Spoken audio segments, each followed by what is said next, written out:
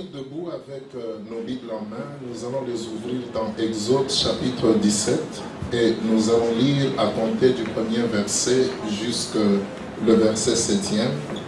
Alors pour le respect de la parole de Dieu, nous nous tenons debout avec nos Bibles en main, ouverts dans Exode 17 et nous commencerons la lecture à compter du premier verset jusqu'au verset 7e. Est-ce que vous êtes tous rendus? Alors, nous allons lire au nom de Jésus. Toute l'assemblée des enfants d'Israël partit du désert de Sin selon les marches que l'Éternel leur avait ordonnées, et ils campèrent à Réphidim, où le peuple ne trouva point d'eau à boire. Alors le peuple chercha querelle à Moïse. Il dit: donnez-nous de l'eau à boire. Moïse leur répondit: pourquoi me cherchez-vous querelle? Pourquoi tentez-vous l'Éternel? Le peuple était là, pressé par la soif, et murmurait contre Moïse. Il disait: pourquoi nous as-tu fait monter hors d'Égypte pour nous faire mourir de soif, moi, mes enfants et mes troupeaux? Moïse cria à l'Éternel en disant: que ferai-je à ce peuple? Encore un peu, et ils me lapideront. L'Éternel dit à Moïse: passe devant le peuple et prends avec toi des anciens d'Israël. Prends aussi dans ta main ta verge avec laquelle tu as frappé le fleuve et marche. Voici, je me tiendrai devant toi sur le rocher d'Horeb. Tu frapperas le rocher et il en sortira de l'eau et le peuple boira. Et Moïse fit ainsi aux yeux des anciens d'Israël. Il donna à ce lieu le nom de Massa et Meriba parce que les enfants d'Israël avaient contesté et parce qu'ils avaient tenté l'Éternel en disant: l'Éternel est-il au milieu de nous ou n'y est-il pas?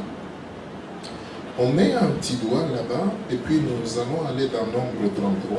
On va lire un autre passage. Nombre chapitre 33. On va lire à compter du premier verset jusqu'au verset 2e. La Bible dit ceci: voici les stations des enfants d'Israël qui sortirent du pays d'Égypte selon leur corps d'armée, sous la conduite de Moïse et d'Aaron. Moïse écrivit leur marche de station en station, d'après l'ordre de l'Éternel, et voici leur station selon leur marche. Amen. Amen. Alors nous allons nous mettre.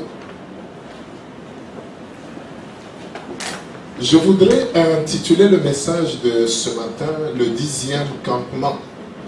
Est-ce qu'on peut tous le dire, le 10e campement? Le 10e campement. Vous savez, il y a deux fois dans nos vies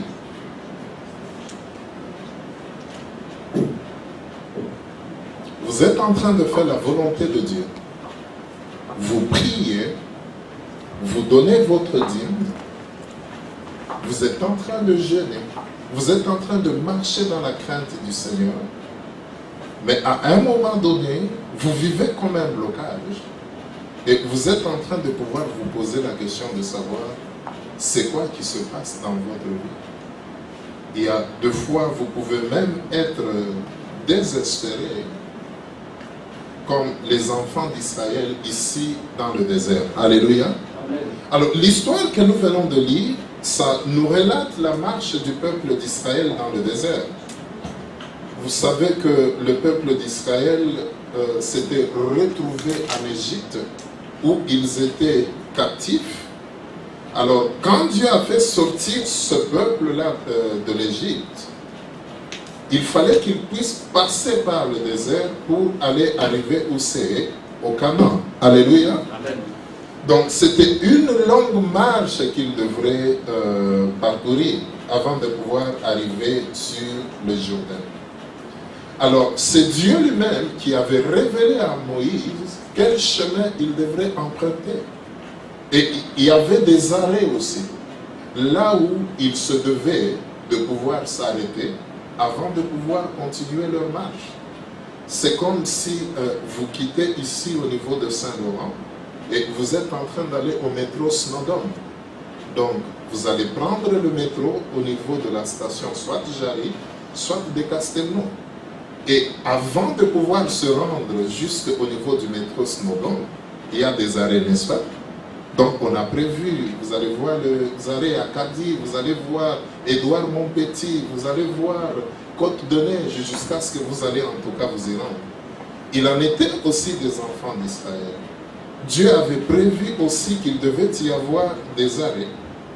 Et à chaque arrêt, il y avait trois choses que le Seigneur voudrait que chaque enfant d'Israël puisse apprendre. Il y avait aussi une expérience nouvelle. Vous savez, Dieu, il est celui qui se révèle à nous.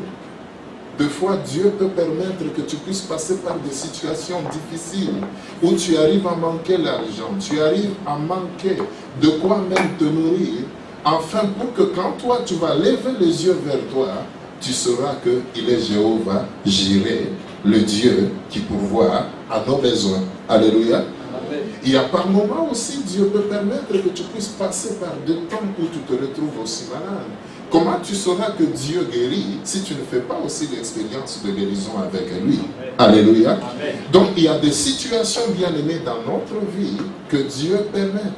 Et s'il le permet, c'est pour un but. Parce qu'il y a quelque chose que tu veux apprendre. Il voudrait aussi de fois que tu puisses avoir une expérience nouvelle avec lui. Qu'il puisse encore te révéler à toi. Parce qu'il n'est pas seulement le Dieu qui guérit. Il est aussi le Dieu qui pourvoit nos besoins. Il est le Dieu aussi qui nous protège. Il est le Dieu aussi qui combat pour nous. Il y a par moments, tu peux te retrouver dans l'adversité, mais tu vas voir comment la droite de Dieu, elle délivre. Alléluia. Afin que tu apprennes à pouvoir louer Dieu. Alors, le peuple d'Israël, pendant qu'ils étaient en Égypte, ils étaient là, mangeant et buvant. Et Israël respectait beaucoup les Égyptiens. Parce que c'est eux qui leur donnaient quoi? La nourriture. Alléluia. Amen. Et pendant qu'ils étaient en Égypte, Israël a commencé à pouvoir oublier une chose. Que c'est l'Éternel qui est la source et non les Égyptiens. Parce que les Égyptiens, ils étaient qu'un moyen au travers duquel Dieu pouvait le bénir. Alléluia. Amen. Alléluia. Est-ce que vous êtes avec moi? C'est que les enfants d'Israël, pendant qu'ils se sont retrouvés en Égypte, vu que c'est les Égyptiens qui étaient en train de pourvoir à leur nourriture, de pourvoir à tous leurs besoins, ils se retrouvaient en train de beaucoup respecter les Égyptiens.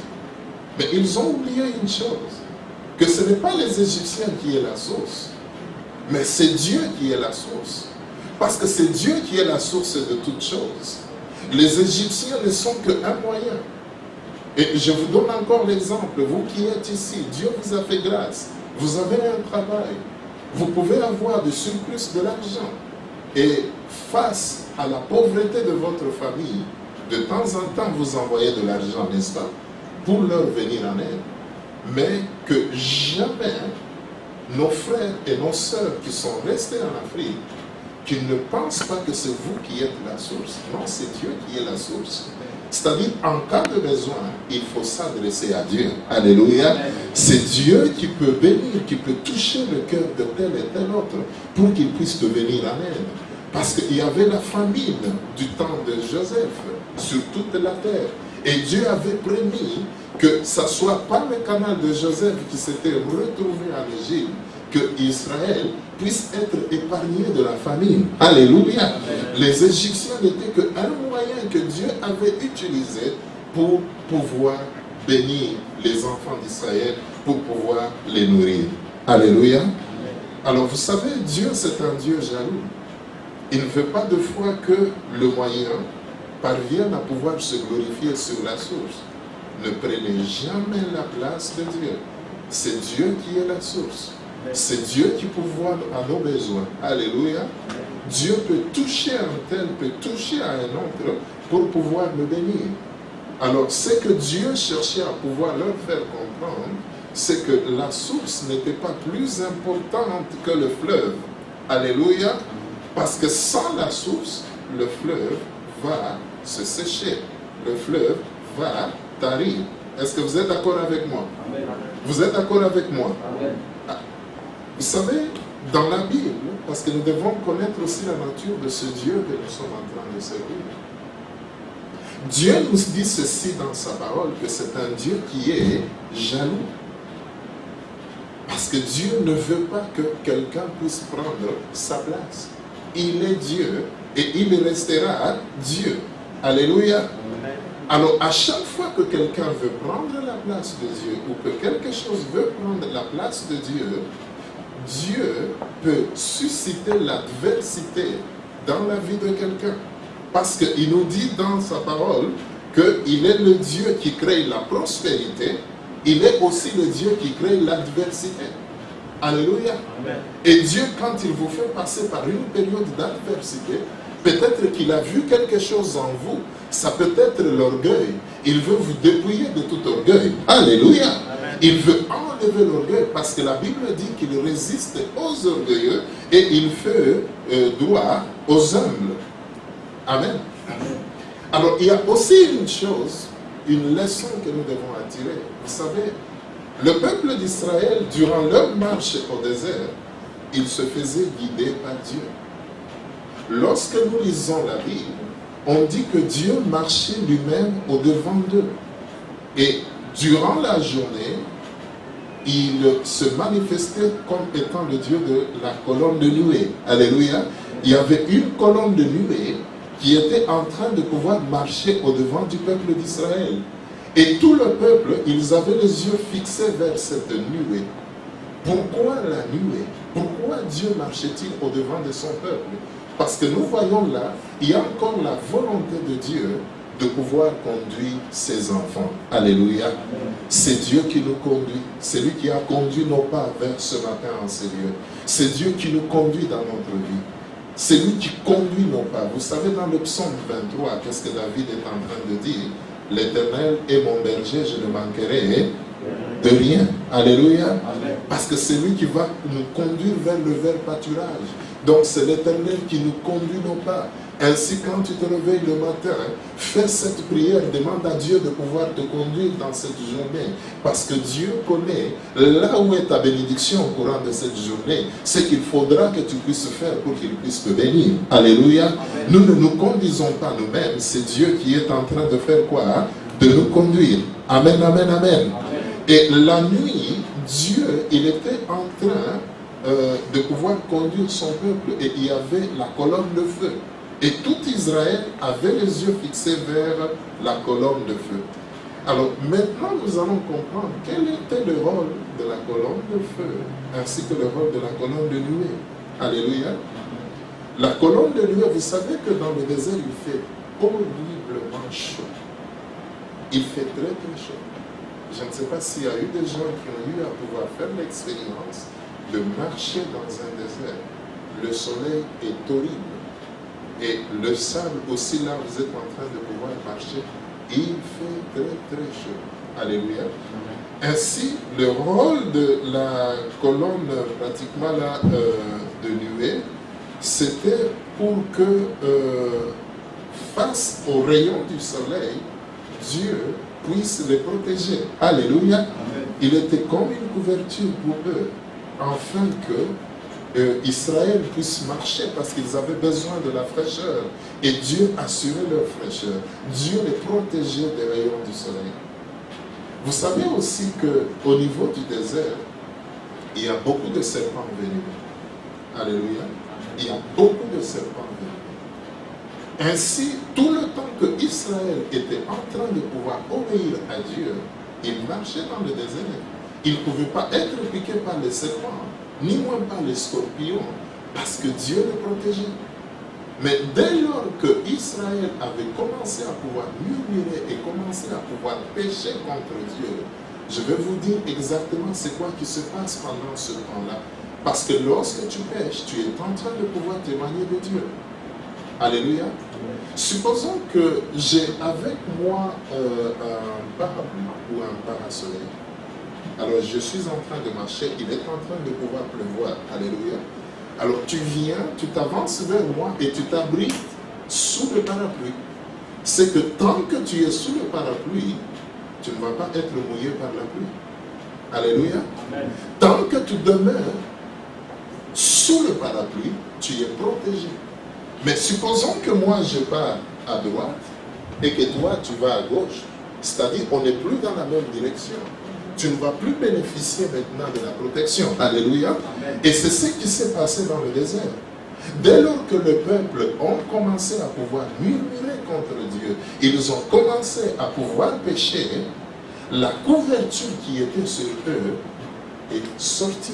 Dieu a enlevé tout simplement sa protection. Alléluia. Amen. Et Israël a commencé à se faire mordre par le serpent, ainsi que les scorpions. Amen, amen. Et c'est ce qui nous arrive aussi de fois. Tu marchais avec Dieu, tu bénéficiais de la protection de Dieu, mais à un moment donné de ta vie, tu t'es éloigné de Dieu. Parce que si tu t'éloignes de Dieu, tu n'es plus sous sa protection. Parce que la Bible est en train de nous dire ceci, que ne donnez pas accès au diable. Alléluia. Tant que tu demeures sur les voies de Dieu, tu es protégé par Dieu. Mais tant que tu commets le péché, tu es en train de pouvoir ouvrir les portes d'entrée dans ta vie. Et lorsque l'ennemi va entrer dans ta vie, comme nous le dit Jean 10, qu'est-ce qu'il va faire? Le voleur ne vient que pour faire quoi? Voler, dévorer, égorger et détruire. Alléluia. Et il va détruire ta vie. Amen, amen, amen. Amen. Alléluia. L'autre rôle de la colonne de nuée, parce que je vous dis que les enfants d'Israël, ils avaient les yeux fixés vers la colonne de nuée. C'est que si cette colonne de nuée se mettait à pouvoir marcher, les enfants d'Israël, ils comprenaient qu'ils venaient de recevoir l'ordre de la part de Dieu de pouvoir avancer. Alléluia. Amen. Et si la colonne tournait à droite, ils venaient de comprendre que le Seigneur vient de nous demander de pouvoir faire un détour à droite. Si la colonne tourne à gauche, ils savaient que non, le Seigneur nous demande de pouvoir tourner à gauche. Et si la colonne s'arrête, Israël comprenait que nous venons de recevoir l'ordre de campement. Donc on va séjourner en ces lieux jusqu'à ce que Dieu nous dise de pouvoir reprendre la marche. Amen, amen, amen, amen. Vous savez, c'est comme ça que Dieu nous guide aussi. Deux fois, nous pouvons arriver dans notre vie, on se retrouve devant un carrefour, et on ne sait pas s'il faudrait que tu puisses prendre la gauche ou que tu puisses prendre la droite. Alors, le rôle de Dieu, c'est de pouvoir nous conduire aussi lorsque nous nous retrouvons devant l'embarras de choix et qu'on ne sait pas quoi faire. Alléluia. Ainsi, le Seigneur est là pour nous montrer le chemin à prendre, nous montrer la voie qu'il faut prendre. Alléluia. Voilà pourquoi Dieu marchait au-devant d'eux. Et puisque ce peuple devrait marcher jour et nuit, c'est-à-dire Dieu avait pourvu aussi à ça. Pendant la nuit, Dieu était avec son peuple. Et là, il se présentait à eux sous forme de colonnes de feu. Et pourquoi les colonnes de feu? C'était pour pouvoir les éclairer. Alléluia. Parce qu'ils avaient besoin de voir là où ils étaient en train de partir. Il arrive des fois aussi dans notre vie où tu vois que tout est obscur. Tu ne sais pas comment faire, par où commencer, comment faire pour que tu puisses sortir de la situation là où tu te retrouves. Mais laisse-moi te dire, regarde vers Dieu.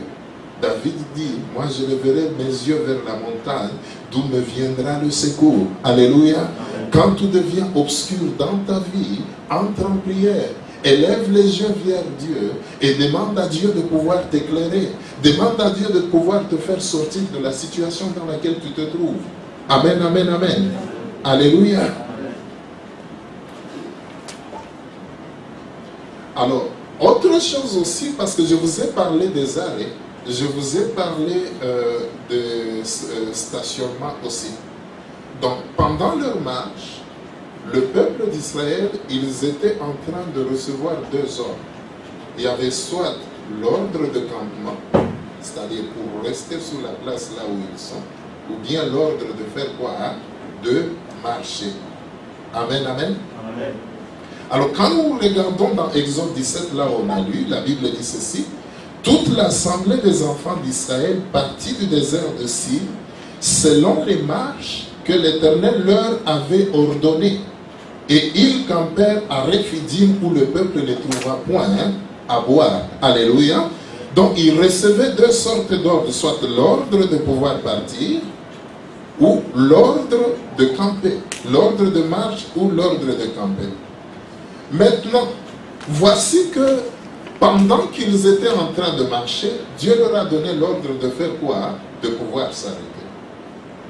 Et l'histoire là où nous lisons, c'est que l'ordre leur avait été donné de pouvoir s'arrêter où c'est au niveau de Rephidim. Alléluia. Amen. Dieu leur dit, c'est ici que vous allez séjourner, c'est ici que vous allez camper. Vous savez, Rephidim veut dire le lieu de repos. Alléluia. Le lieu de repos. Le lieu de soutien. Bien aimé, regardez ce qui s'est passé. Malgré que ce lieu disait ce que ça pouvait dire, c'est-à-dire un lieu de repos, un lieu de soutien, c'est que Israël s'attendait à être en repos dans ces lieux-là. Il s'attendait à avoir du soutien en ces lieux-là. Alléluia. Mais ils vont se rendre compte que le lieu là où Dieu leur avait demandé de pouvoir s'arrêter, il n'y avait pas de l'eau pour boire. Alléluia. Il n'y avait pas de l'eau pour boire. Et la question qu'on peut se poser, c'est celle de savoir pourquoi Dieu a-t-il ordonné à son peuple de pouvoir s'arrêter à un endroit là où il n'y avait pas de l'eau, un endroit qui était désertique, un endroit qui était chaotique. Est-ce que Dieu cherchait à les faire mourir de soif? Alléluia. Amen. On peut se demander, est-ce que Dieu les aimait-il réellement? Parce que qui leur a donné l'ordre de pouvoir camper en ce lieu-là? C'est Dieu lui-même, n'est-ce pas? Mais il n'y avait pas de l'eau. C'est deux fois aussi la question que tu peux arriver aussi à pouvoir te poser, de savoir si Dieu, il t'aime encore. S'il t'aime encore, parce que tu te regardes dans toi-même, tu n'as pas commis de péché. Tu regardes dans toi-même, tu es en train de pouvoir donner ta dîme. Tu es en train de continuer à pouvoir travailler pour Dieu. Mais comment se fait-il qu'il y a des difficultés que tu n'arrives pas à pouvoir t'expliquer, dans lesquelles tu te retrouves? Alléluia. Bien aimé, lorsque tu ne comprends rien de ce qui t'arrive, c'est que Dieu est en train de pouvoir t'inviter en prière. Alléluia. Amen. Dieu est en train de pouvoir t'inviter en prière. Vous savez, les enfants d'Israël, ils ont commencé à murmurer. Et c'est deux fois aussi notre attitude. Nous aussi, on commence à pouvoir se lamenter. Alléluia.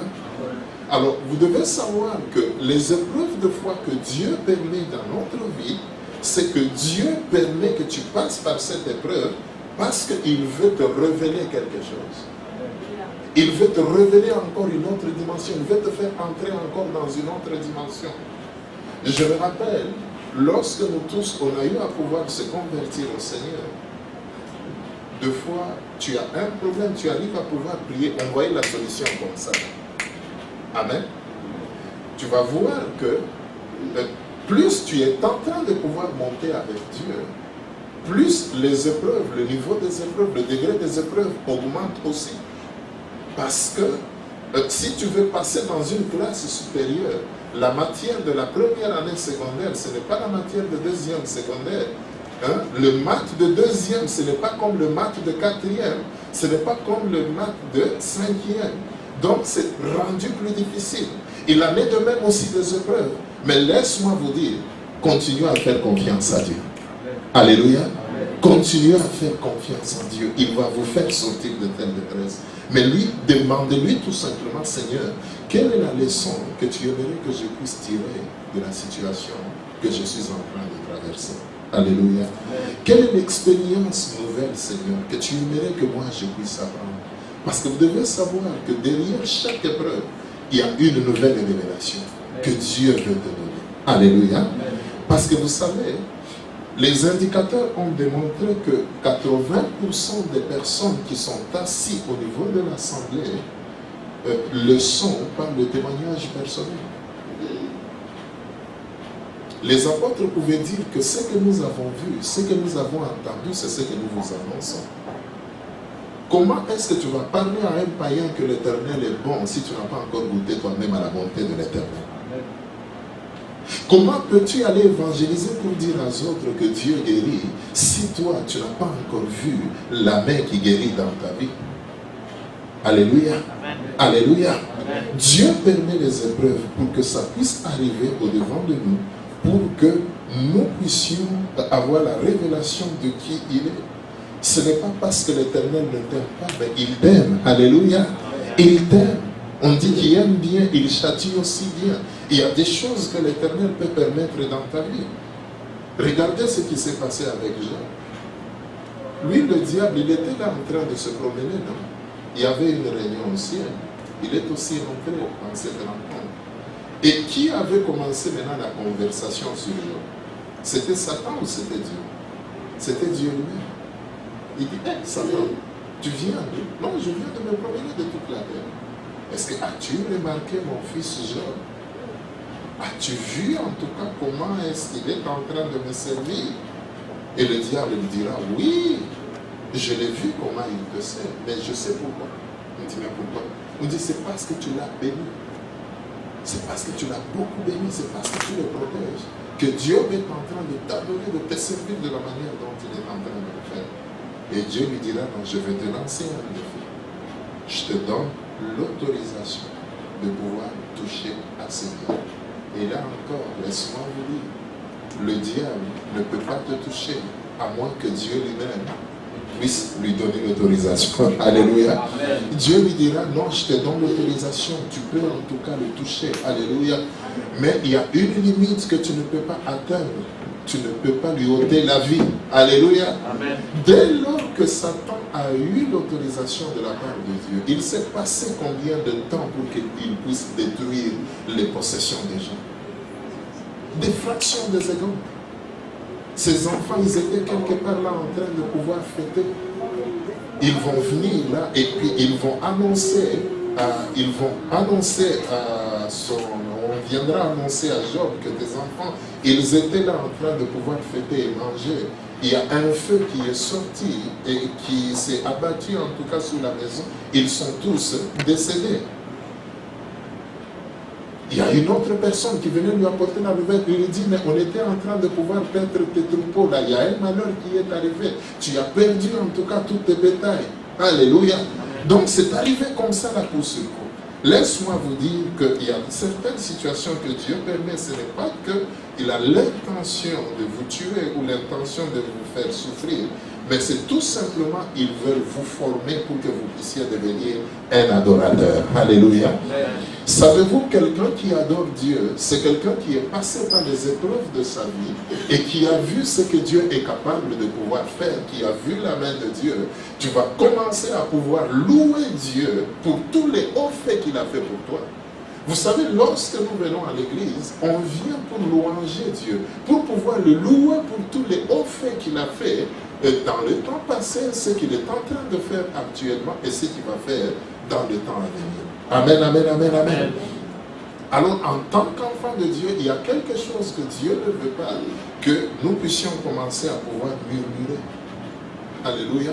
Les murmures, Dieu ne les aime pas. S'il y a quelque chose qui ne va pas, retire-toi en prière. Prends un temps de seul à seul avec Dieu. Alléluia. Commence à pouvoir lui demander. Je sais que c'est toi qui es le maître de temps et c'est toi qui es le maître des circonstances. C'est toi qui crée la prospérité, c'est toi qui crée aussi l'adversité. J'aimerais seulement, Seigneur, que tu me révèles. C'est quoi que tu veux que je puisse apprendre? Alléluia. Quelle est la leçon que tu aimerais que je puisse apprendre? Quelle est la révélation que tu veux encore me donner?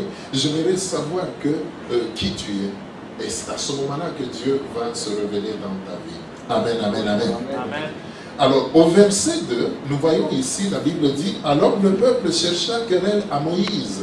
Il dit, donnez-nous de l'eau à boire. Moïse leur répondit, pourquoi me cherchez-vous querelle? Pourquoi tentez-vous Dieu? Alors, nous voyons ici l'attitude du peuple. Il y avait trois attitudes. C'est que devant les épreuves, le peuple a commencé à pouvoir quereller Moïse. Devant la soif, il y en a même d'autres qui ont pris des pierres et ils ont menacé de pouvoir lapider qui? Moïse. Alléluia. Amen. Alléluia. savez, deux fois là, quand tu es malade, lorsque tu es en train de pouvoir germer dans ton lit, il y a deux fois dans nos prières, on commence à pouvoir faire quereller Dieu. Il y a deux fois, on commence à pouvoir chercher, à pouvoir quereller même les personnes qui sont en train de pouvoir nous conduire. Mais laisse-moi te dire, tu peux te retrouver dans une difficulté. La faute n'est pas de Moïse, la faute n'est pas pratiquement la du pasteur. Regarde auprès de Dieu qui a permis en tout cas cette épreuve. Il y a quelque chose qui veut te faire apprendre. Alléluia. Amen. Alors la deuxième attitude, parce que la première c'était des personnes qui cherchaient à pouvoir quereller qui? Moïse. Ceux-là qui ont même pris des pierres pour pouvoir le lapider. Mais il y a eu une autre partie du peuple qui ont commencé à pouvoir crier à Moïse pour dire, donnez-nous de l'eau à boire. Alléluia. Amen. Donnez-nous de l'eau à boire. Nous sommes assoiffés, Moïse. Nous avons besoin de l'eau. Et la troisième attitude d'une autre catégorie de peuple, eux, ils étaient en train de murmurer contre Moïse et murmurer contre Dieu. En disant, mais pourquoi tu nous as fait monter de l'Égypte pour nous faire mourir ici de soif? Parce qu'en Égypte, nous étions très bien. On était en train de manger. On était en train de boire. J'ai déjà eu deux fois aussi les chrétiens devant la difficulté. Ils commencent encore à penser qu'il était bien encore pendant qu'il était dans le monde. Pendant qu'il était dans le monde, le problème qu'il est en train de vivre maintenant n'était pas en train de lui arriver. Mais laissez-moi vous dire que la vie chrétienne, ce n'est pas une promenade tranquille. La vie chrétienne, elle est parsemée de foi, avec des luttes, avec des afflictions. Le Seigneur lui-même nous a dit, je ne suis pas venu en tout cas pour mettre la paix. Alléluia. Parce que lorsque tu te convertis au Seigneur, sache que le monde de l'ennemi en a contre toi. Parce qu'au début, on était tous dans l'armée de Satan, on était des instruments entre ses mains. Savez-vous, lorsque un militaire déserte, vous connaissez c'est quoi le châtiment là qu'il a? Parce qu'un militaire, surtout dans les régimes africains, tu ne peux pas démissionner, tu ne peux pas déposer, c'est-à-dire que tu as pris l'engagement de pouvoir défendre la patrie. Alors, si tu désertes, il y a la police militaire qui va commencer à te chercher. Et lorsqu'il te trouve, on t'arrête et tu vas en prison. Alléluia. Tu ne peux pas démissionner. Il en est de même aussi, nous, on était les enfants de Satan. On était en train de pouvoir accomplir toute sa volonté. Dès le jour où tu as décidé de pouvoir quitter son camp pour devenir enfant de Dieu, sache que les puissances des ténèbres en ont après toi. Alléluia. Amen. Mais laissez-moi vous dire, nous pouvons compter sur la fidélité de Dieu ainsi que sur la protection de Dieu. Alléluia. Amen. Mais cette protection, tu vas continuer à pouvoir en jouir tant que tu demeures sous l'abri de Dieu. Tant que tu demeures sous la protection de Dieu. Amen. Amen. Alors, analysons maintenant chacune des attitudes pour que nous puissions comprendre. Les premières personnes, ils ont commencé à quereller Dieu et l'homme de Dieu et à pouvoir jeter les pierres. Ça signifie quoi? C'était des critiques. Alléluia. Alors, j'étais en train de vous dire deux fois, ce ne sont pas que c'est le pasteur qui est à la base de la difficulté que vous êtes en train de pouvoir vivre. Les pasteurs, de foi, ne font que donner des conseils. Alléluia. Il est en train de pouvoir te conseiller, il est en train de pouvoir t'indiquer le chemin que tu dois suivre. Hein? L'attitude que nous devons avoir lorsqu'on se retrouve dans des difficultés, ce n'est pas de quereller nos pasteurs, quereller en tout cas nos leaders. Amen. Nous devons continuer à pouvoir avoir confiance à eux, continuer à pouvoir les obéir.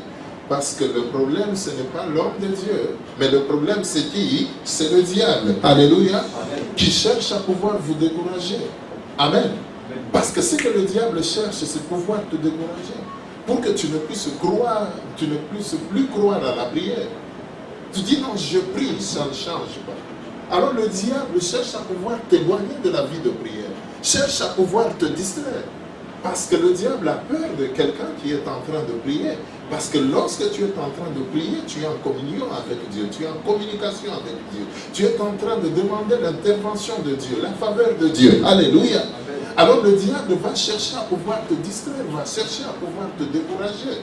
C'est pour cela que, bien aimés, nous devons éviter de commencer à pouvoir murmurer ou commencer à pouvoir faire des critiques. Alléluia. Alors, la deuxième attitude, c'était le peuple qui était en train de demander. Il dit, mais Moïse, donnez-nous à boire. Alléluia. Alors, laisse-moi vous dire, ceux-là, ce sont ceux-là qui ont compris. Parce qu'ils avaient confiance à Moïse, qui était le serviteur de Dieu, parce que c'est Dieu qui les a établis, qui a établi Moïse au devant d'eux. Donc on voit qu'il y a l'humilité parmi cette catégorie-là d'enfants de Dieu. Alléluia. Il y a l'humilité envers Dieu. C'est une façon de dire que Seigneur, tu as voulu que nous puissions nous arrêter ici à cet arrêt. Même s'il n'y a pas de l'eau, nous savons que tu es capable de pouvoir nous donner de l'eau. Seigneur, donne-nous de l'eau. Seigneur, ouvre-nous la porte. Seigneur, guéris-moi. Enlève-moi de la situation dans laquelle nous nous trouvons. Alléluia. Alléluia. Bien-aimé, c'est cette attitude que Dieu voudrait que nous puissions avoir. Parce que c'est Dieu qui a la capacité, lorsque une porte est fermée, c'est Dieu qui a la capacité de pouvoir l'ouvrir. Parce que c'est Jésus qui tient la clé. Alléluia. Il dit, lorsque moi j'ouvre, personne ne peut fermer. Donc s'il y avait une porte qui était ouverte dans ta vie et que tu vois que cette porte est fermée, retourne vers celui qui a la capacité d'ouvrir la porte. Alléluia. Peut-être qu'il veut t'ouvrir une autre porte. Reste attaché à lui. Continue à pouvoir prier. L'Éternel est sur le point de pouvoir faire quelque chose de nouvel pour toi. Amen, amen. Alléluia. Ainsi, vous allez voir que, parce qu'il y avait 10 arrêts que l'Éternel avait prévus. Et là, c'était le 10e arrêt. Mais chaque arrêt, chaque station était particulière. Parce qu'il y avait une leçon nouvelle que Dieu voulait donner à son peuple. Amen, amen, amen. Amen. Alléluia. Amen. Et sache que pour que Dieu puisse donner de nouveau l'ordre de marche, pour te faire sortir de cet arrêt, pour aller à un autre arrêt, il voudrait d'abord que tu parviennes à pouvoir comprendre la leçon. Parce que tant que tu n'as pas encore compris la leçon, tant que tu n'as pas encore compris l'expérience que Dieu voulait faire avec toi, tu vas demeurer encore au niveau de l'épidémie. Tu vas encore demeurer au niveau de là où tu te retrouves encore. Amen, amen, amen. Il en est de même aussi, tant que tu n'as pas encore, si on est à l'école, tant que tu n'as pas encore eu la moyenne de ce qu'il faut que tu puisses avoir dans les différents cours, tu ne peux pas monter les classes. Amen. Amen. Il y a les cours qu'on appelle les cours d'option, c'est-à-dire il faudrait que tu puisses avoir la moyenne qu'on a dit, c'est-à-dire sur 20, il faudrait que tu puisses au moins avoir 12 ou avoir 14 pour pouvoir passer. Tant que tu as 8, tu as 10, tu ne peux pas passer. Il en est de même de Dieu aussi. C'est-à-dire, tant que tu te retrouves sur cette situation que tu ne pries pas pour recevoir la révélation de Dieu, la leçon que Dieu veut que tu puisses comprendre, tu ne vas pas quitter cet endroit-là. Amen, amen, amen. Amen. Parce qu'il y a un but derrière chaque épreuve que Dieu permet. Il veut que tu puisses comprendre. Il veut que tu puisses avoir des relations nouvelles. Amen. Ainsi, si tu as soif, il faut crier vers Moïse. Si tu as un problème, apprenez de fois à pouvoir partager le problème avec le pasteur. Alléluia. Apprends à pouvoir partager ton problème avec le pasteur. Dis non, pasteur, voici ce qui m'arrive. Dieu les a établis. Parce que regardez, Moïse savait comment faire sortir l'eau du rocher. Alléluia. Il savait comment faire sortir l'eau du rocher parce que Dieu lui a révélé. Il dit, tu vas prendre la verge que je t'ai donnée et tu vas te tenir sur le rocher. Tu vas le frapper. Alléluia. Pour que l'eau parvienne à pouvoir sortir du rocher. Amen, amen, amen, amen. La troisième attitude, c'était des gens qui étaient en train de pouvoir murmurer et qui étaient en train de chercher à pouvoir retourner au Seigneur en Égypte. Vous savez, des fois, devant les difficultés des désert, devant les épreuves, nous devons cesser de murmurer. Alléluia. Parce que lorsqu'on est en train de murmurer, comme j'ai eu à pouvoir dire, on va sortir de la couverture de Dieu. Et il y a les serpents qui vont commencer à faire quoi? À vous piquer. Amen. Amen. Parce qu'il y en a d'autres qui disaient non, nous voulons retourner encore en Égypte. On était encore très bien en Égypte. Mais laisse-moi vous dire, si tu veux retourner, tu vas encore t'ouvrir la mer rouge. Ne compte pas sur Dieu. Alléluia. Amen. Il t'a ouvert la mer rouge pour que tu puisses sortir du monde, afin que tu deviennes son enfant, que tu deviennes apprendre à pouvoir compter sur lui, marcher sur ses pas et jouir de sa protection. Amen, amen, amen, amen. Amen. Alléluia. Amen. Nous devons avoir confiance en Dieu. Dieu est en train de nous guider. C'est un bon papa. Il sait là où il est en train de pouvoir nous conduire. Parce que s'il t'a fait sortir du monde, c'est qu'il y a une destination qu'il a gardée pour toi. Alléluia. Amen. Alléluia. Amen. Alors, nous voyons ici l'attitude de Moïse. Parce que Moïse, quand on a commencé à pouvoir le quereller par le peuple, Moïse, il s'est référé à Dieu. Il en est de même aussi de toi. Quand il y a des difficultés qui peuvent arriver dans ta maison, où tu vois ton épouse est en train de se plaindre, on n'a pas ceci, on n'a pas ça, voici ce qui est en train de pouvoir arriver. Il est de ta responsabilité en tant que chef de famille que tu ailles chercher la face du Seigneur, que tu ailles consulter Dieu. Alléluia. Parce qu'au verset 4, nous voyons Moïse, il cria à l'Éternel en disant, que ferai-je à ce peuple? Encore un peu de temps, ils me lapideront. Moïse est allé consulter Dieu pour que Dieu puisse lui donner une directive de comment sortir de cette situation-là. Amen. Et au verset 5, l'Éternel dit à Moïse, passe devant le peuple et prends avec toi les anciens d'Israël. Prends aussi dans ta main ta verge avec laquelle tu as frappé le fleuve et marche. Amen, amen, amen, amen. Amen.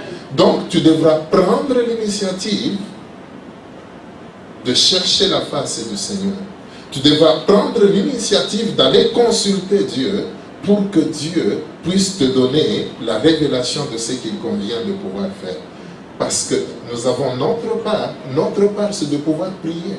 Parce qu'il a dit ceci, lorsque tu te retrouves dans la détresse, lorsque tu te retrouves dans les difficultés, il a dit, invoque-moi au sein de ta détresse, je te délivrerai et tu me glorifieras. Alléluia. Amen. Donc la part de Moïse, c'était de pouvoir prendre l'initiative et de prendre avec lui les anciens du peuple pour qu'ils aillent se tenir au niveau du rocher et qu'ils puissent marcher. C'est important que toi aussi tu puisses entrer dans la prière. Ta part c'est de prier. Mais quelle est la part de Dieu? C'est au verset 6 où nous voyons. Dieu dit ceci, voici je me tiendrai devant toi sur le rocher d'Horeb, tu frapperas le rocher et il en sortira de l'eau. Alléluia. Amen. Alléluia. Amen. Alléluia. Amen. Mais regardez ici encore. Pourquoi Dieu lui a-t-il que non, en tout cas tu vas te tenir sur le rocher d'Horeb? Parce qu'il y avait plusieurs types de rochers. Mais pourquoi Dieu lui a spécifié que tu vas te tenir devant le rocher d'Horeb? Alléluia. Qu'est-ce que le rocher d'Horeb avait-il de particulier?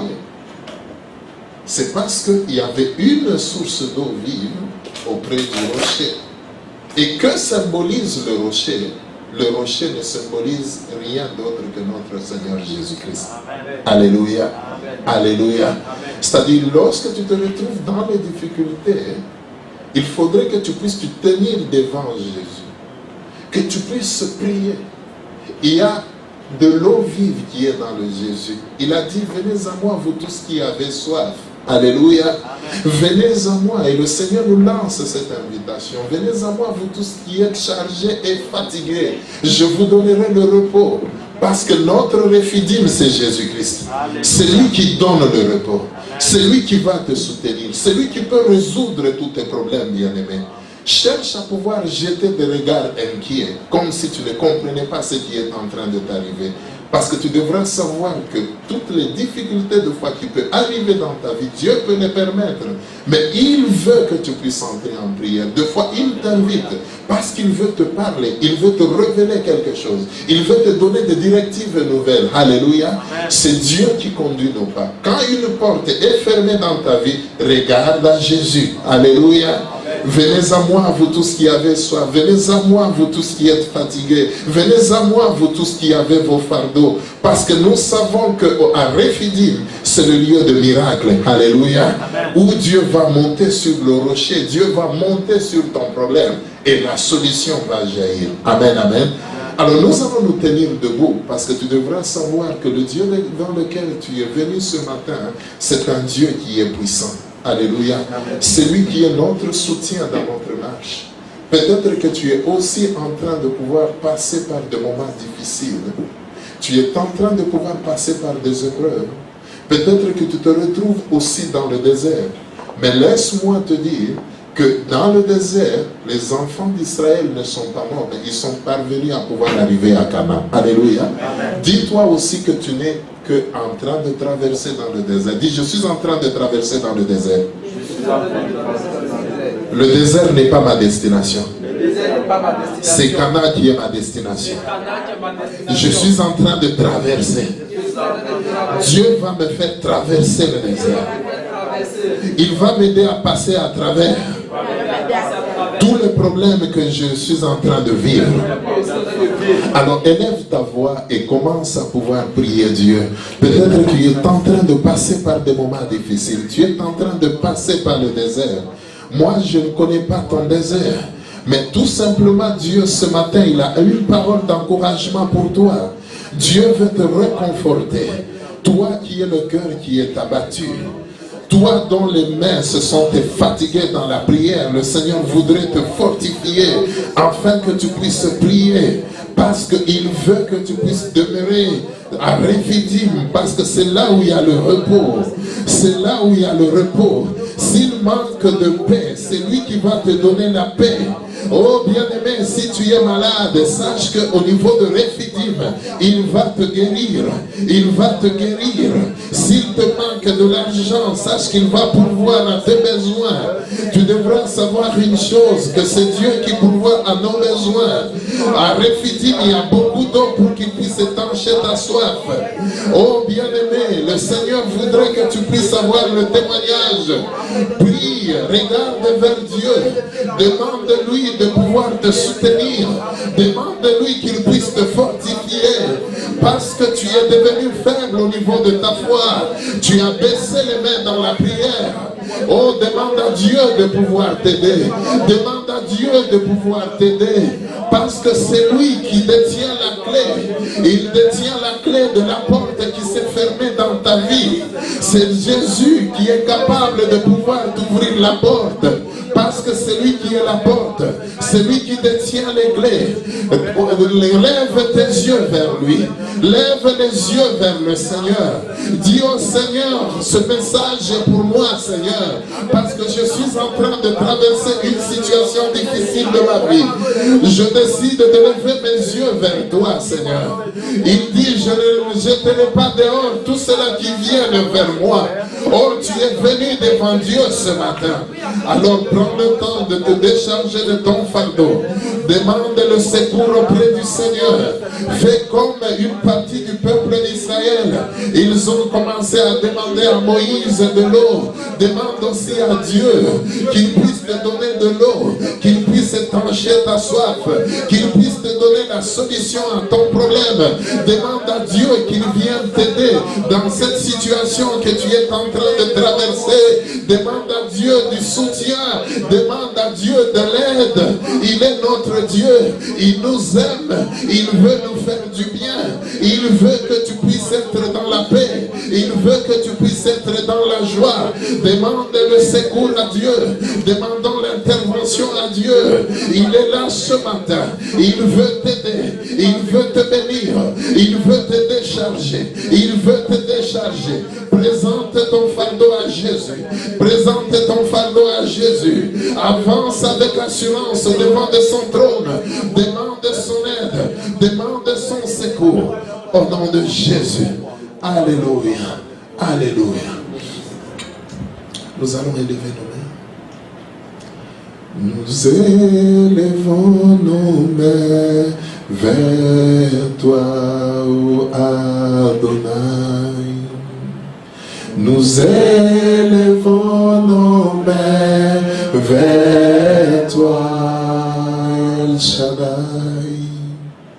Nous élevons nos mains. Nous élevons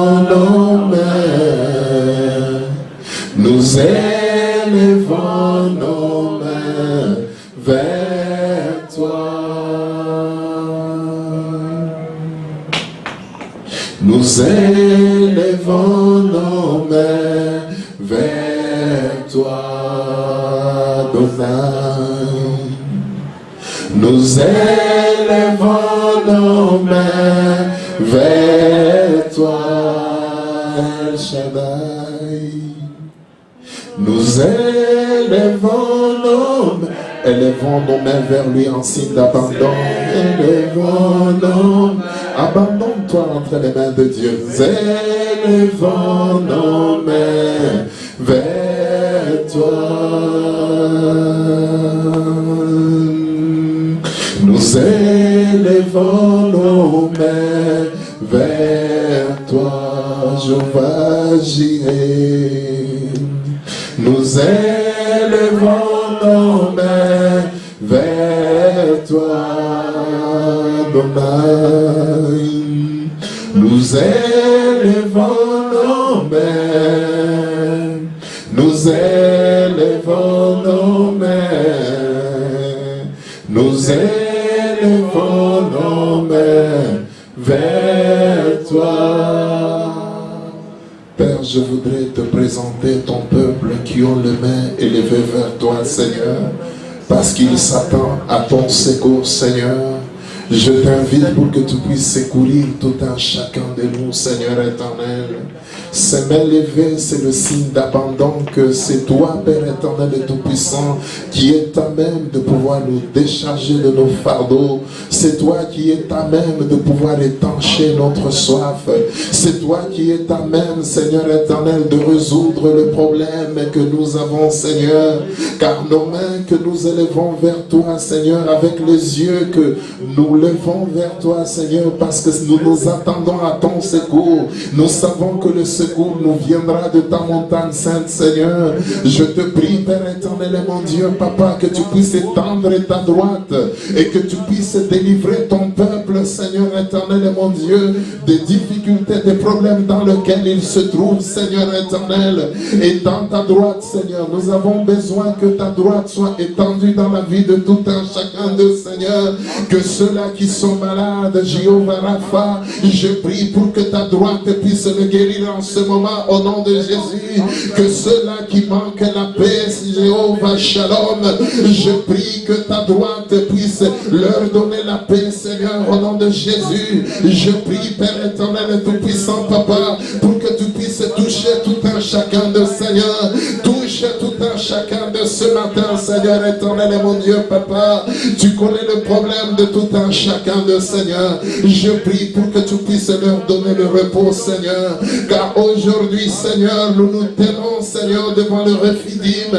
Nous sommes à Rephidim, Seigneur, le lieu de repos, le lieu de soutien, Seigneur. Nous voulons que tu puisses soutenir tout un chacun de nous. Accorde le repos à ceux-là qui en manquent, Père éternel et tout-puissant, Papa. N'est-il pas écrit dans ta parole, Seigneur éternel, que lorsque nous venons vers toi, nous ne rentrons pas tel que nous sommes venus, Seigneur. Je voudrais que tu les décharges ce matin, Seigneur. Ma prière est que chacun ne puisse pas rentrer avec son fardeau, Seigneur. Décharge-le, Père éternel. Décharge-le, Seigneur. Laisse que le feu de Dieu, Seigneur, puisse descendre dans leur vie et que ça puisse consumer tout ce que le diable a planté, tout ce que le diable a sémé, Seigneur. Je demande que tu puisses délivrer ton peuple ce matin, Seigneur. Je prie pour que ta main puissante descende et que tu puisses délivrer tout un chacun d'eux au nom de Jésus. Que les liens soient coupés et que les chaînes tombent au nom de Jésus. Que les maladies puissent partir au nom de Jésus. Toi, esprit de maladie qui était en train de pouvoir persécuter les enfants de Dieu, au nom de Jésus, je t'intime l'ordre de libérer leur corps au nom de Jésus. Toi, esprit impur qui était en train de pouvoir oppresser le peuple de Dieu, au nom de Jésus, je te commande de quitter leur vie et d'aller dans les lieux arides au nom de Jésus, car tu as été vaincu il y a 2000 ans à la croix de Golgotha. Je proclame la délivrance, je proclame la guérison ce matin, je proclame maintenant que la paix de Dieu puisse être dans leur demeure. et dans leur vie. Au nom de Jésus, c'est avec acclamation, Seigneur, nous sommes en train de t'acclamer, car tu es notre Dieu, tu es notre Sauveur, tu es notre Libérateur, tu es notre divin médecin. Merci pour ce que tu viens d'accomplir en ce moment, Seigneur. Merci car tu as envoyé libre les opprimés, Seigneur. Merci car tu as guéri, Seigneur, ceux-là qui ont le cœur brisé, Seigneur, ceux-là qui ne manquaient de paix, Seigneur. Il y a la joie de Dieu qui est en train d'être répandue dans leur cœur. Merci pour la joie que tu répands en ce moment. Merci pour la paix, Seigneur, que tu es en train de répandre en ce moment, Seigneur. Merci pour la délivrance retrouvée. Merci pour la guérison. Merci pour ta présence dans nos vies, Seigneur. Car lorsque toi tu apparais, les ténèbres s'enfuient, Seigneur. Merci parce que tu es en train de chasser les ténèbres. Et ta lumière est en train de chasser tous les ténèbres de nos vies. Merci car ta lumière arrive. Ta lumière éclaire maintenant nos vies. Merci car tout ce qui était du malheur, tout ce qui était de l'obscurité est en train de s'enfuir en ce moment. Merci Père éternel et tout-puissant pour ta grâce. Merci pour ta présence glorieuse. Au nom de Jésus, nous t'avons ainsi prié. Amen. Amen.